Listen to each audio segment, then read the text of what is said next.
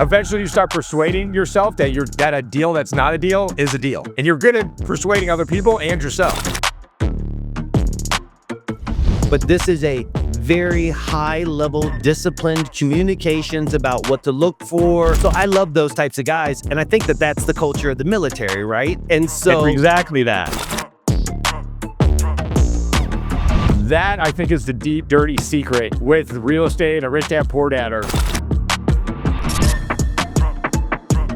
I should probably reach out to him at some point and tell him to cut off his ads to South America. There's probably not too many of us gringos down here.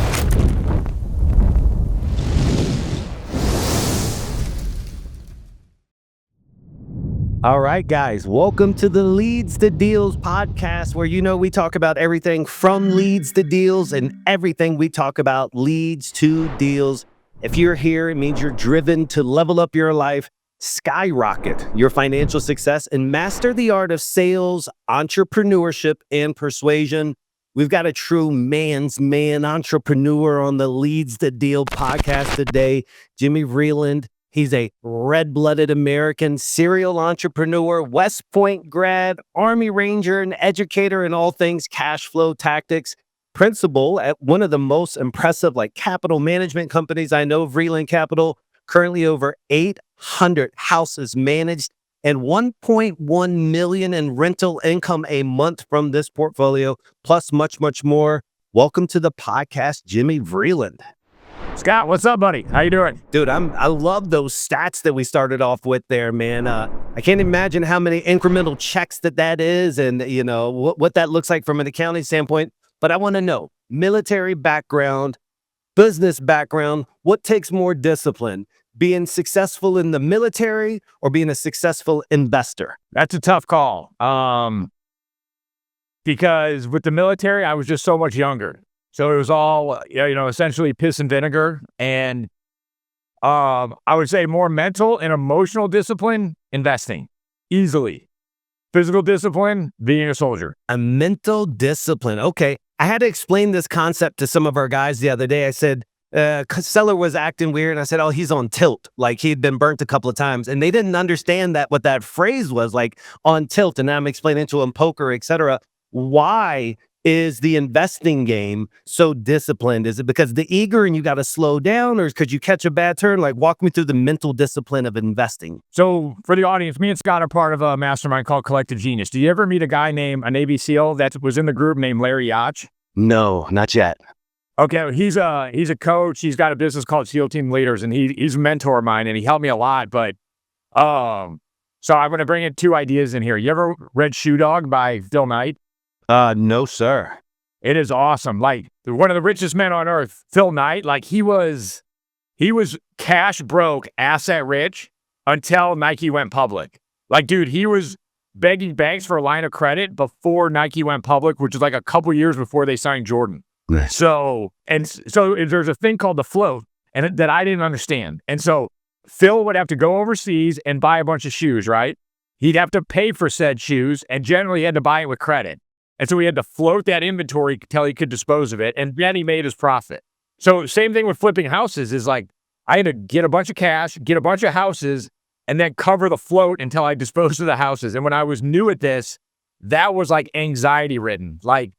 It was emotionally miserable, and it felt like combat. And I was just I go, Larry, dude, I feel guilty about saying this, but my guts have not churned like this since I was overseas. And I feel bad saying that because they're not the same thing. And he's like, well, Jimmy, they are and they aren't. Your brain doesn't know the difference. Your brain just feels threatened. And two, you had a team, you had comrades, you had guys who were going through the same thing. He's like, I'm assuming it's you and your wife right now. So he's like, he helped me. He was really a great mentor to me and an older brother. He's like, don't feel bad about it. It is what it is. And it's your brain's not wrong. Now we can instill some disciplines like we did in the military to get your brain to recognize what's real. But so that's just the emotional discipline of being an investor. And if there's people out there, if you're a new business owner, covering payroll, it's stressful. Having people rely on you, it's stressful. And so you're going to have to, you have to discipline yourself to kind of understand that and then not freak out. So I have a lot more experience on the sales and marketing side than I ever did on the investing side. And investing's been very, very new to me, Jimmy, over the past few years. And one of the things is I'm a generally super optimistic guy. Like, you show me a problem, I got a solution before you can even finish the sentence. I'm ready to roll. And what I found out is I was super optimistic on everything that we could do with the house. Like, don't worry. And, I just got this bite where I was willing to take down properties that other people would say no on. And so when I think about the discipline side, it wasn't on the acquisition, all the things to acquire the properties. It was being able to realize what's truly a deal or not. Even when I had the educational side, just because I'm such an optimistic guy, like, we're going to hit it and it's actually going to go out of the park. Don't worry about that. That base run. And then sales guys, there's a great book called What I Learned Losing $1 Million in Investing. And it's a hilarious book of an economist going through a trader's career, how he would make $1 million, lose $1 million. And salespeople are general. And after the military, I went into 8 years of corporate sales, and I'm a lot like you, high energy, just very optimistic. Like, of course we can sell this. Of course we can do this. But salespeople are generally not great investors until they learn the difference, because selling is about persuading and being right. And so eventually you start persuading yourself that a deal that's not a deal is a deal. And you're good at persuading other people and yourself. Well, then what I found is the pendulum started swinging the other side. So I'm just finally got to, let's say, because once you got your teeth kicked in enough, you're like, oh, I can sell myself on why this is not a deal 3 different ways from Sunday. And so it's very unique. And obviously I'm a novice at it. I want to talk about your sales career though. Like, I know that you were in the military, and I'm going to give a snapshot. Feel free to kind of correct anything. But here's Jimmy. He's doing overseas tours. He reads this little book that's changed so many lives. This purple book changed so many lives in real estate, called Rich Dad, Poor Dad. It inspires you to remotely, if you will, start picking up some properties with your family. Is that about accurate so far? Okay, cool. So you're acquiring full-time military. That's your primary focus. You and the family are starting to pick up a couple of properties. But then when the military's over, there's not any real deal cash flow coming in. You have your properties, but not something. So you chose sales. What type of sales was it again? Medical sales. But if you remember from that little purple book, Rich Dad, Poor Dad, Rich Dad told Kiyosaki when he was getting out of the Marines, go find a job in sales. So I was like, okay, cool. I'll just do what Rich Dad said to do. I'll go find a job in sales. What marvelous advice. So you go out there and did you find it? Because here's what I love about some sales guys. I'll meet some guys, and you can't ever really curate this the way I want to. But if I could hand pick any salespeople, I'd pick guys that have really good male group of friends who are constantly busting each other's chops, because they're always quick with it. They're always, they're resilient. They can take jabs. They give jabs. So I love those types of guys. And I think that that's the culture of the military, right? And so it's exactly that. How was it though, getting into corporate sales? Not because that's B2B sales, right? Or was it? It was selling to doctors. Okay, so that's not talking to your buddy by the latrine anymore. But it was orthopedic sales. It wasn't like my wife did some neuro sales, like those. And then in the medical community, the ortho guys are like the jocks of the community. So they liked having another jock in working with them. So, and then the guy who was my first boss was a West Point football player, and he wanted a locker room environment. He wanted athletes. So it was like my first year in sales. I was like, I doubled what I made in the military and worked like a quarter of the quarter is hard and highly competitive though, right? Like friendly competition. I love it. I love closing sales, coming in the office, and then talking smack. I lived for it. It was better than the money.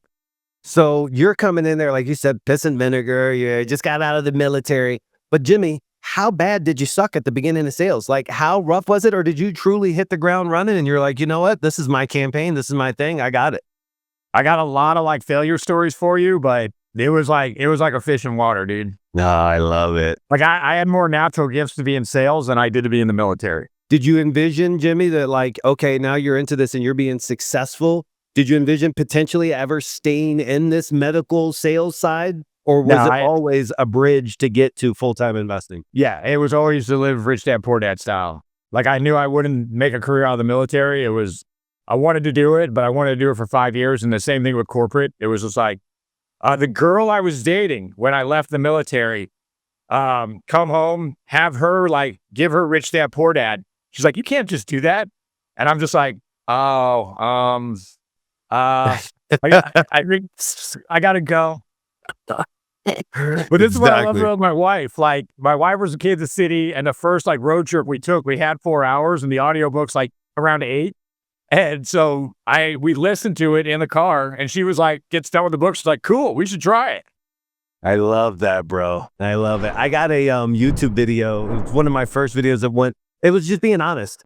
In my house, if you came to my house, Jimmy, in my bathroom, on the mirrors and all this stuff, I keep stuff, all my visions and everything, like I keep my goals. It's prevalent. And I recorded a video once. I was like, hey, listen, if you're dating out there and you want to find out if you got the right one and you do this, it's very easy to tell, because when she comes into that bedroom or to that room and she reads all of these goals that you got going on, if she snickers or why or and how you can't do that, boom, get him out. Like, you've passed that filtration test. Same thing right there. Like, she dug it and she supported it. I love that. Yeah, I mean, and then it was like, I knew she's the one. It was one of the many signs where I knew she was the one, but that was a big sign. Good. Congratulations. All right. So sales tactics or things was there anything surprising about the medical sales field where you were like, oh man, I was not expecting this type of savageness, etc.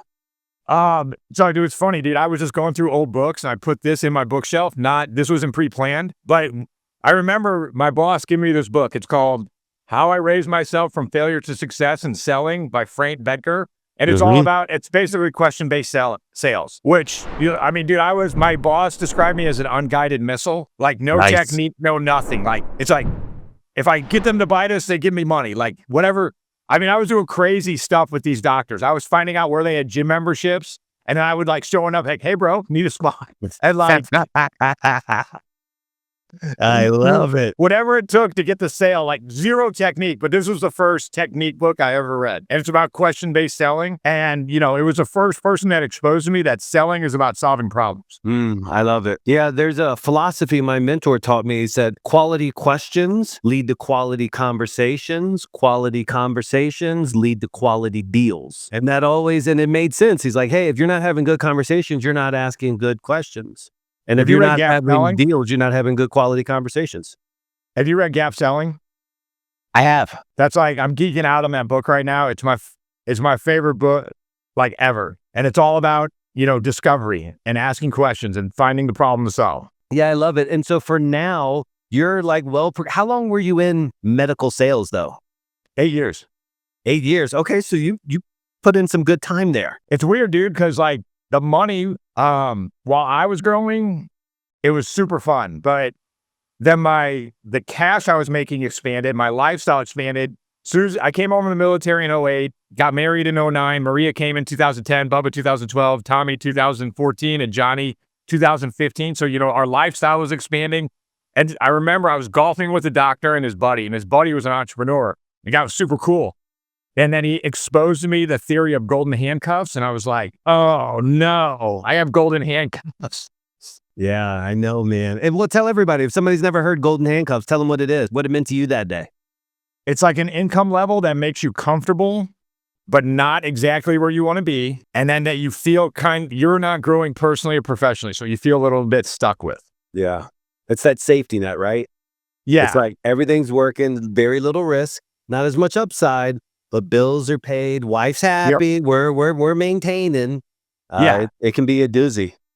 And then when I'm not being challenged and not growing, like I am probably my worst adolescent self. Yep, that's a great way of putting it. And I know the feeling exactly. So you take a guy like yourself. I see you. What's so funny is you seem like a dynamic guy, and so please don't be offended when I say this, but you seem like a man's man, like kind of like caveman, raw dog. Like I would do anything, any sports, anything we wanted to. But then you got this highly sophisticated like thought process behind what I consider to be sophisticated, from like the way you analyze deals and the way you coaching. So are you just a nerd in BDUs? I was in Iraq reading books. Like I've always loved to read. Like it's crazy. But then I've always loved to be a meathead too. Yes. That's a hell of a mix. That's the best one out there. All right, so It's then walk me through this. When did you take this? When would you say, honestly, like Jimmy Vreeland, was it when you left the medical sales? That's when I said, hey, I'm going to be a real estate investment professional. Like, this is it. All chips are in.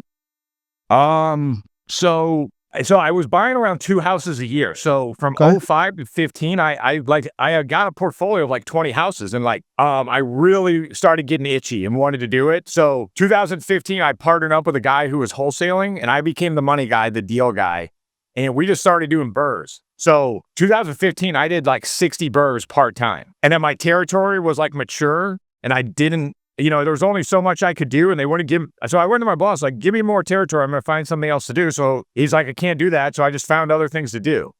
And so we were just doing a ton of BRRRRs. 2015, we did 60 in 17. And then I love this story. This is why I adore my wife. But when Johnny, our youngest, was born, our oldest Marie was still 4, and Johnny's our 4th. And so I was supposed to be in surgery that day. And so I had a new kid cover for me with like my best client, and he messed up. And so I got like my new baby in my arm, and this doc's calling me and bitching at me. And like, you put the phone down, you're like, and this is what I love about my wife. Like, she's exhausted from giving birth. She's like, you know what? You should just quit. You should just do real. Right. I love it, bro. And so I gave it probably like 90 more days. And then, I had like 80, I don't remember the exact number, but I had at that point 80 to 100 rentals. And so that was the point of being able to go into the business full time and give my full energy to it that helped it grow. But that nesting period of those 2 years doing both jobs was vital to what I did. Like, I never encouraged somebody just to pull the ripcord. You're 80 to 100, that's a big number. It's a big number no matter where you're at. Did you, at those years, did you have like, okay, when we get to 100, we got most of our assets paid off, and this will give us a little bit of capital, and the machine was supposed to stop at 150 or at 100? Well, what were your thoughts? We talked about the great part of Rich Dad Poor Dad. Now let's talk about the not great part. Okay. The cash flow in under 10 years part is the not great part. Because, it's like you would figure, hey, and then this was like 2015, 16. So the whole country was still recovering from the Great Recession. So we were picking up stupid deals still. And so, but you would figure, I got 100 houses at $300 a month cash flow. What is that? That should be what? Times 100. That's 30 grand a month. But okay, we started hiring staff, and I had a partner. So now I had a partner 50-50. Now we're down to 15. And then we had a staff that wanted their payroll $10,000 a month. So actually, if we started 30 gross rent, payroll was 10. So now we're down to 20, and I had to split it with a partner. So that's 10 a month. And then, there's always maintenance. And we were doing lease options. And so we didn't rehab them. And so they were no systems, no processes, nothing. So the cash flow dream that once your cash flow equals your expenses, you're done. I hate that now. I despise it. I don't think it's, causes human growth, and I think it causes laziness. And it did that in me. Like, so I was like, I don't have a corporate job anymore. I can do whatever I want. And that was a time in my life where that discipline kind of went away. And then I just get punched in the face a few times. Discipline came back, and that kind of got out of that rut. What really shocked me, Jimmy, and I have a wonderful business partner in Orlando and 40-some single families, and we did Airbnbs and pad splits and some flips and number of buy and holds, etc. But at one point, after like 3 years of doing this, I was like, we're getting scammed or something, because like we're never pulling out any capital. Like, this has got to be somebody's cooking the books somewhere. Like, literally, there's no way that we've had all these properties, and the only time we make money is when we sell them and capture equity that's risen out of it. That's it. Or do a refi, right? Or do a refi. Yeah. So I mean, but we didn't. You're getting wealthier. And then this is the difference between wealth and cash flow. And so I don't think Kiyosaki does a great job differentiating that, or maybe I was just too new and too dumb to understand it. Yeah. But, who Jerry Norton is? So I did a houseboat vacation with him, and I love the guy. And so for the audience, Jerry Norton's a big wholesaling coach. And so Jerry, I work with passive investors, and Jerry was talking to me about my model. And I was like, Jerry, who should own rentals? And he's like, oh, that's easy. People with cash machines, they don't need cash flow. And I'm like, okay, who should wholesale and flip? He's like, people who don't have cash machines and need cash flow. So like immediate cash under 36 months cash, that's called active income. Like, you got to go work. Yes. And I also, when I first went to CG at 2017 with no systems, no processes, no accounting, but I had 100 rentals. And Jason Medley was like, dude, how do you make money? I was like, cash flow. He's like, no, you don't. I know maintenance and I know debt and I know what you're doing. And there's no way you're making money. He's like, you need to find active income. And so that I think is the deep, dirty secret with real estate or rich dad, poor dad, or it'll make you wealthier and you'll get better. And being an investor is a skill set that's invaluable, whether you apply it then to real estate, whether you apply it to stocks, whatever. But cash in under 36 months, I think, is the mirage. Would you agree with that? Yeah, well, break it down for us. When you say cash flow in under 36 months, why 36 months? How are you coming up with that? Well, the asset has to mature, the tenant has to mature, and the cash flow gap has to open up. Like, the reason real estate's the greatest wealth producer ever is essentially because of the 30-year mortgage, where your principal and interest will stay the same for 30 years, and then inflation will be on your side. Like, my favorite thing about my portfolio is when I make that 360th payment on my mortgages, it's going to be garbage dollars. They're worthless. And so as your mortgage payment and your interest payment stays the same, rents go up 5% a month or 5% a year, and then your asset price goes up 5% a year. So you got to get 3 rent raises to start getting cash flow, because whoever you bought that from, or you did the BRRRR, you did it yourself, you bought it at today's rent price. And so you just gotta let the rents and the appreciation bump. How important was it for you to plug in direct to seller wholesaling into your model versus always going public or buying off the MLS, et cetera? 2017 and 18 and 19, it was awesome. Or it didn't matter. 20, I'd be out of this racket if I didn't go direct to seller. We used to take down 70 to 80 deals from other wholesalers in the MLS back in the day. Priced good, looked good, ARVs made sense, photos were good. And then with COVID, the secret just got out of the bag. And then the hedge funds like, oh my God, this is the greatest asset ever. So your market is St. Louis, correct? All right, St. Louis, Little Rock, and Wichita. Okay, great markets. But I remember St. Louis. I've been very, very plugged into St. Louis for years. I had a big affiliate out of St. Louis for multiple years. But I watched what the hedge funds did to drive traffic in that market. And I saw every cowboy from Phoenix, every cowboy from California, Florida, everybody was calling in to St. Louis at the same time. And the amount of dials that it took to get somebody on the phone, or the amount of people who already had an open contract with the wholesaler or had just gone through a pitch, it was one of the most bonkers cities nationwide during the hedge fund craze. It's cash flow heaven. Yes. I mean, it's a great place to invest for sure. Okay. Are you, do you currently have a sales team out there doing acquisitions? Nice. How involved are you with the sales team on kind of like a day-to-day or a weekly basis? So I attend all the morning huddles. I attend L10. I'm not like I don't primarily coach them. I kind of mentor and advise. I got a partner in the wholesaling business, Bobby Coe. He does that and he does a great job at it. Amazing. Are you guys mainly face-to-face or virtual? We are figuring that out. So in St. Louis, we are face-to-face. And then Bobby's brother, Jared, is like, I think he's the greatest wholesaler ever. He does virtual in Little Rock. Nice. And so we're trying to figure that out because his numbers are ridiculous. Great. My belief is that he's a special talent and it's not repeatable. It's definitely difficult. Here's what I can tell you observationally. And so for the people on the podcast, I have a call center business. And so I service a lot of face-to-face and virtual clients. What I find is the guys who get more deals are virtual. The guys who have bigger deals are face-to-face.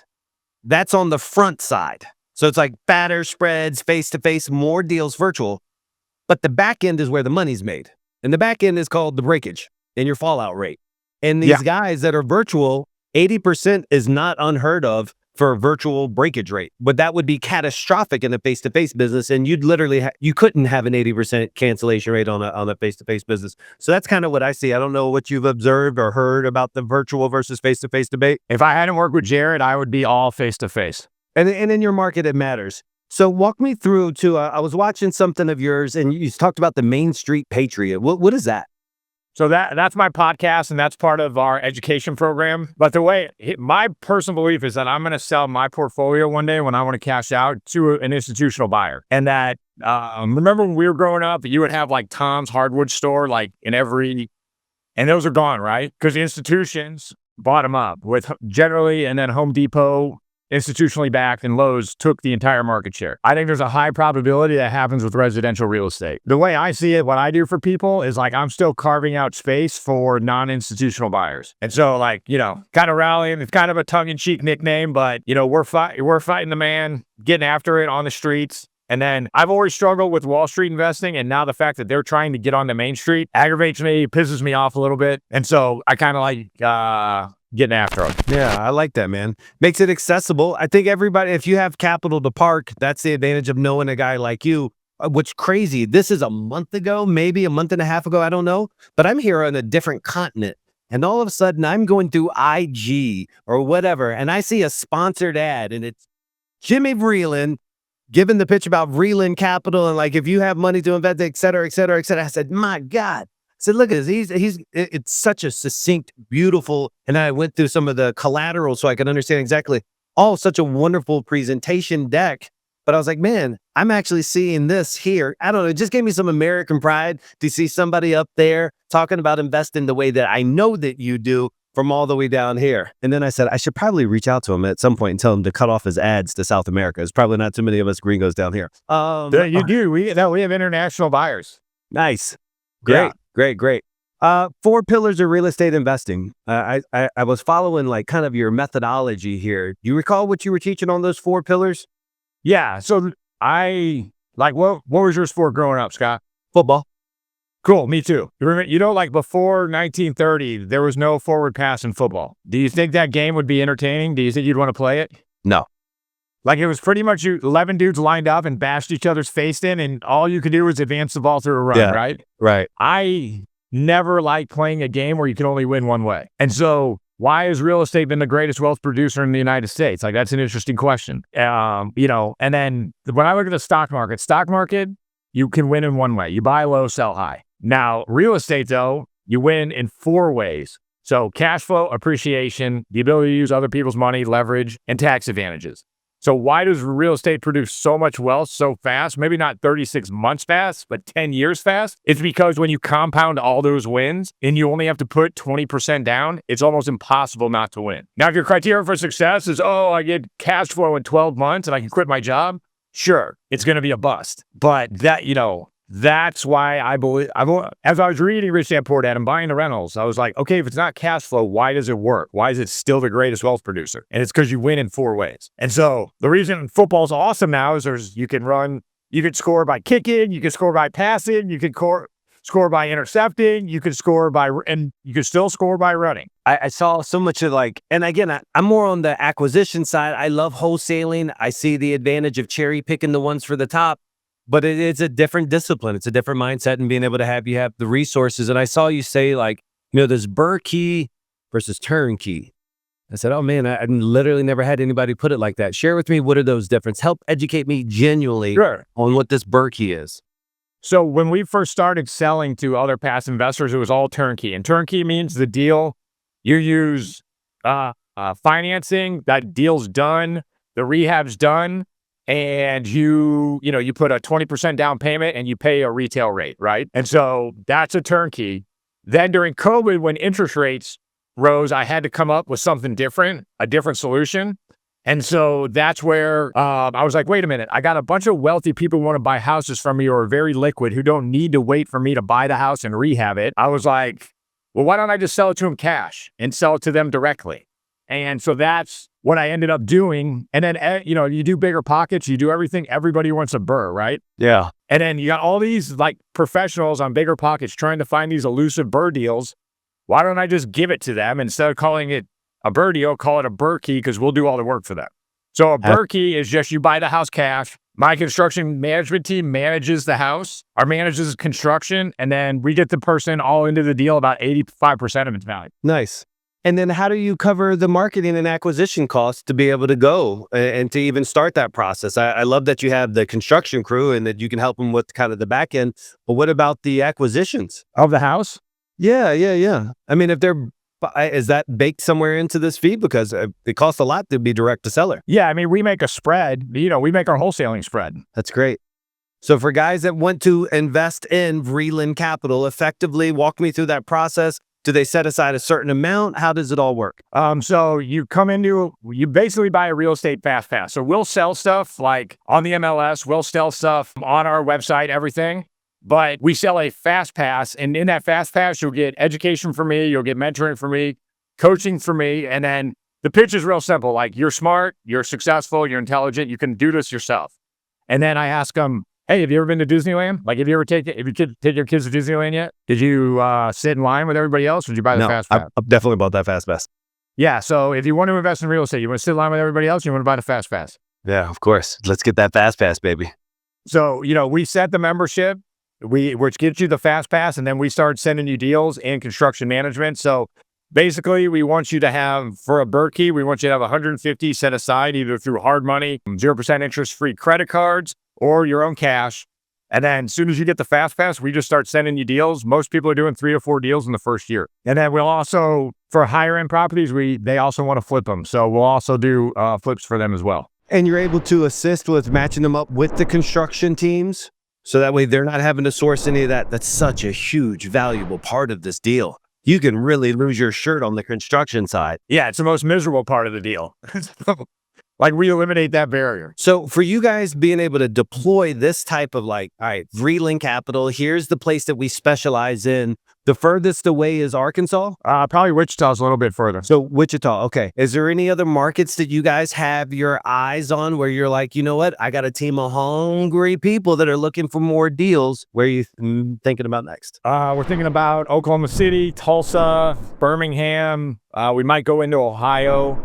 That in our 3-year plan, we're going to be in 7 markets. We're going to hit another market probably by the end of this year. Nice. Very, very good. Okay, cool. And now for a guy like me who's like, hey, I kind of know the space, but I want to know more about the investing side, the pitfalls, et cetera. You have this coaching course, or is it just the podcast? No, so I got a video course, and then free access to me on Facebook, and then I do monthly calls with people and answer questions, all that type of stuff. Okay, so how do we find out more about that, your team, your course? Just go to jimmyvreeland.com, and VREELAND, or just hit me up on Instagram at Jimmy Vreeland. And I would encourage everybody, you need to go catch his YouTube content. And what I've picked up from his YouTube content is some of these sessions that he's having with his students. He'll occasionally curate some of that and post it online. And what excites me the most about that, Jimmy, is you can see the high quality conversations that are happening between you and the people that are part of your community. I have yet to just step into somebody's random community. I've come and spoke at a lot of it, but this is a very high level, disciplined communications about what to look for. I got access to this person. I got access to this person. This is how I would price this. Here's a creative way. Well, if you had this, and here's your tax strategies. Your YouTube content right now is on fire, and some of it's actually from the private group, it seems. Yeah. And so I'm still frustrated by that. I'm still trying to figure out, help me. What do you think about this? I don't think Zoom calls are very visually stimulating to watch, right? And so I haven't found a way to get it visually stimulating enough for YouTube. Part of me is just screw it, throw it out there, see what happens. But so what do you think? Well, I actually enjoy, man. I enjoy you and your partner there, your video production guy, when you're chatting with him. And so I can just tell you that I found great, because you can see you're talking offline. And then if you had that screen, and I could tell you were also talking to your team over there, I thought it's great. You're the face, and most of the times it's you or the one who's communicating or answering to the question. So I was literally in the cold plunge yesterday, 5 minutes, just listening to you structuring a deal. And there was somebody was like, well, how could I get 80% back out? And you guys were talking about really creative things and husbands and wives and ex-wives and whatever. And it was all these unique strategies everybody was spitballing. And I was like, this is high level. I feel like I walked into a room, a private VIP room. I got access to something that normally the people at, as you would put it, Main Street don't get to hear about. Those very, very sophisticated investor talk, and the industry needs more of it. I know myself, when I go to CG, when I first went there was 4 or 5 people pointed out there at the CG event that these guys are doing real deals and real volume, etc. And so I'm excited, man. What's your goals for 2025? Is it more Vreeland capital? Like, hey, listen, we're just raising more capital to place more homes. Is that your main focus? No, I mean, I want to get as many passive buyers in the game, buying fast passes. I want to sell 400 houses this year. I love it. Dude, I want to be part of that sales team. Like, I want to meet those guys. I'd love to be in a room full of all these closers that are like, our duties are to acquire 400 properties so that way we can help over here on this side. Like, Dude, we have to find the inventory. Have you had BRRRR on this yet? I've had BRRRR on this podcast, yes. Okay, dude, I had the most fun, intense sales experience last week. I went up to his office, and we're going to institute this in our game, but they do rapid fire objection, like hot seats, right? And so it was all his sales guys, and I'm just sitting there pretending like I'm a pain in the ass seller. And then I'm just getting hammered by 4 sales guys. It was so much fun. So that's what we are trying to do in our office. Amazing. Amazing. Speaking of him and some of his strategies, are you guys, for yourselves, are you only acquiring properties if it will kind of fit in the Vreeland capital? Do you guys ever novate? Do you ever just, create some substitutes for yourself? Okay. Yeah, that's where, like, when I first started direct to seller, I only wanted BRRRR keys and turnkeys. And I'm like, dude, that doesn't pay for next month's marketing. I look at leads as like a barrel of oil. Like, you have to sell that entire barrel. You have to find a disposition strategy for that entire barrel. Dude, I love it. We do a lot of different avatar clients here in my call center, and some of the stuff is like lead accountability. I'm so big into that. And for what you guys, the numbers that you're trying to hit, I know you have to be that. Like, every lead is getting touched. We're going through it. We're making sure no lead is left behind. Like you said, you got to work every single thing that's in that pipeline because it's literally time and circumstance. And what I discovered that I never really appreciated about your vertical is the industry's gone, the real estate market had gone so much up over the past few years that the offer I made them here in 2022 that they said absolutely not to, well, I could now make them that exact same offer or what they wanted 2 years later because the market had just gone up so much. So it's been so great being in this vertical. Dude, you just gave me, I want to go through my CRM and I want to call it appreciating leads. Anything that's been in there for 18 months or longer, I want to, like, whatever the offer is, bump it 10% and see what happens. Well, the best part, shit, that was a great idea.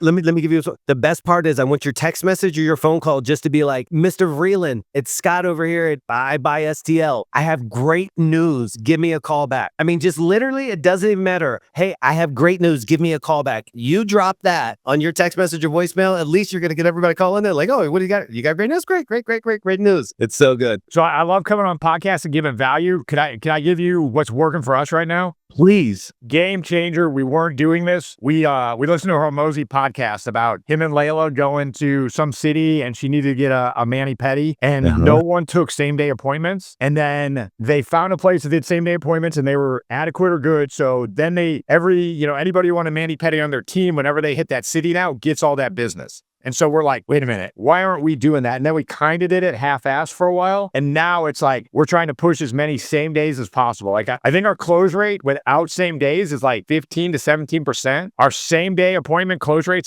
getting close to 40. So for all of you guys out there that are virtual, you don't want his little secret to get out to the rest of these face-to-face guys. Because a lot of virtual guys, Jimmy, they're like, hey, let me tell you what happens. Dude, we crush these face-to-face guys. They take a day or 2 or 3 days. By the time they've gone out to the appointment, we've already pitched them. So you are the outlier right there if you become the guy who's instantaneous face-to-face. That is definitely what we're learning. And then the other thing we're working on is we are seeing that we're tracking if we see other deals on the market that are in our CRM, because Stephanie Betters is a great program, but like, we are seeing deals. This is our latest frustration. We saw 2 deals last week that have been in our CRM for 2 years selling with other people. I can crush that a lot for some people. So we have a database of every house in the United States, all the records. And I'll have customers come to me and they're like, hey, we want you to nurture our old leads because we have a revitalization campaign. The very first thing I do, Jimmy, is I take out the trash. I say, okay, give me all of your records that I need to nurture. I look look at the origination date and then I suppress it against the last sale date. I'm telling you 15%, 20% of some of these databases I get, the people have sold their house since that, and it's still clogging up this guy's CRM where he thinks I got 3,000 leads. It's like, no, you got like 1,800 possibilities, X amount of people sold it. These are trash, bad number, whatever it may be. So you're 100%. Like, we all have missed deals in our CRM, and that's the advantage for those guys and gals that are listening. With a good nurture campaign that automates it,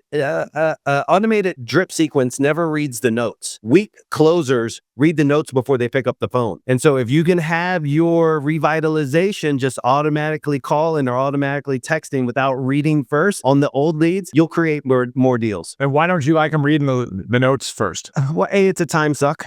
B is because they're human. They didn't pay for the leads and they prejudge. So me and you wouldn't be distracted by it. But a guy who didn't spend $275 for that lead is like, let me move to the next one.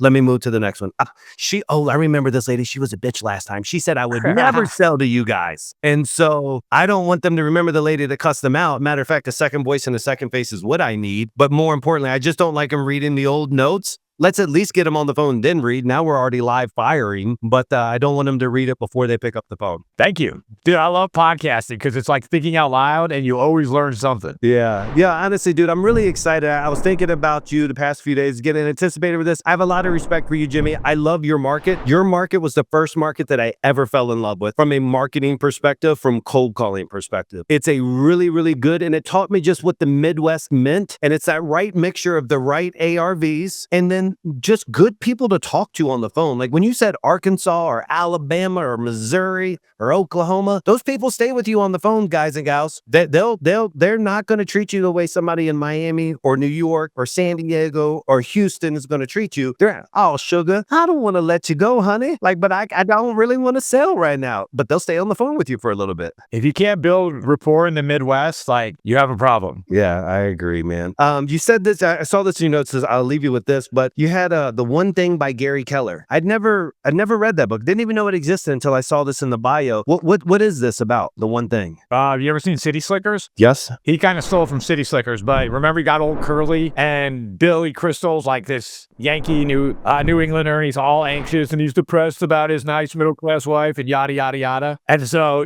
Curly, this salty old cowboy is just like, hey, all that matters is one thing. And then Billy Crystal's like, well, what is that? And he's like, I can't tell you that. But he's like, you got to find the one thing in your life that matters to you, and nothing else really matters. And so Gary Keller took that and he took it to business, and it's like, hey, what's the one thing you can do today to make everything else either irrelevant or easier? And so this is a discipline. I'm not particularly good at it, and I am frustrated by this, but I try to wake up, say that, have my number one thing, and have my number one thing hammered out by 10 a.m. So the rest of the day kind of opens up. I love it.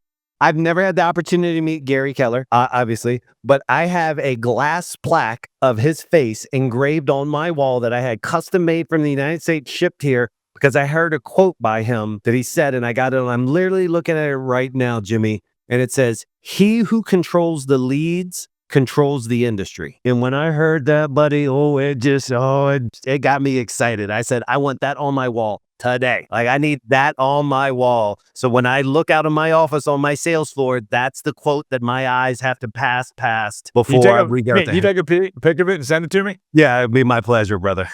That's awesome. Yeah. I love it, man. Cool, dude. I appreciate it. I'll be speaking. I have the opportunity. I'm super blessed and thankful to be at the Texas event. Will you be there at the Texas event here in a couple of days? Awesome. Yeah. Dude, I appreciate it. How can we find more? Give me the YouTube again, the following. How do people learn more about a real investor? How can they place capital, etc.? So Instagram at Jimmy Vreeland, V as in Victor, REELAND, and then jimmyvreeland.com, and YouTube is just Jimmy Vreeland. I try to make it as simple as possible. And then my podcast is Main Street Patriot Podcast. Check it out, guys. I promise you will learn something in every single podcast episode. It's very, very quality. Jimmy, thank you for elevating the game out there, for being a leader, somebody that everybody can look up to here in this space. And more importantly, thank you for taking out the time to come chat with us today. Thanks, buddy. Yeah, you're very welcome, brother. Have a good day.